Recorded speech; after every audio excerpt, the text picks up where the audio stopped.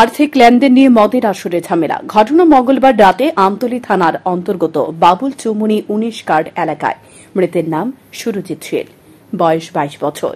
জানা গেছে এলাকার দুলাল শীলের ছেলে সুরজিৎ শীল সহ একই এলাকার আরো ৪ জন মিলে ওই এলাকার একটি রাবার বোর্ডের পাশে মদের আসরে বসে। এ মদের আসরে টাকা পয়সার লেনদেন নিয়ে ঝগড়া বিবাদ শুরু হয়।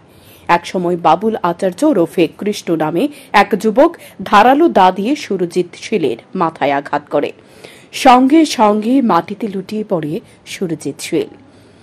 ঘটনা ব্যাগতিক বুঝতে পেরে অভিযুক্ত বাবুল আচার্য ওরফে কৃষ্ণ সহ অন্যান্যরা ঘটনাস্থল থেকে পালিয়ে যায়। বুধবার সকালে স্থানীয়রা ঘটনাটি প্রত্যক্ষ করতে পেরে খবর দেয় আমতলী থানায়।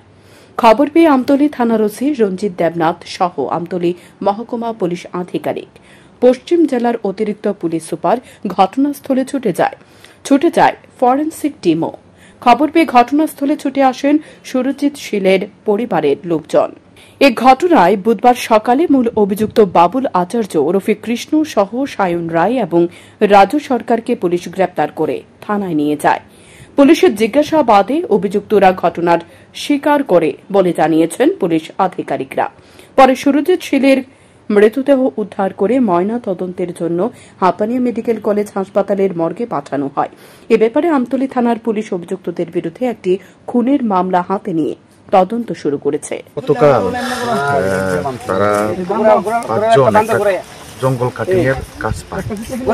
তো কাজ পাওয়ার পরে তারা যখন কাজটা শেষ হয় তখন সামান্য কিছু যাই রোজগার হয়, কিছু টাকা পয়সা নিয়ে এই পাশের জঙ্গলের মধ্যে তারা সন্ধ্যার পরে ড্রিঙ্ক করতে বসার পরে ওই ড্রিঙ্ক করার মানে যেই সভা এর মধ্যে থেকেই একটা বচসার সৃষ্টি হয়। সেই বচসার ঝগড়া থেকে এর মধ্যে যে বাবুল আচার্য আছে ৩২ বছর বয়স, সে দাবি করতে সুরজিৎ শীলকে 24-25 বয়স এবং ওইখানে স্পটই ইয়ে হয়। এরপরে ঘটনা করার পর সবাই পালিয়ে যায়।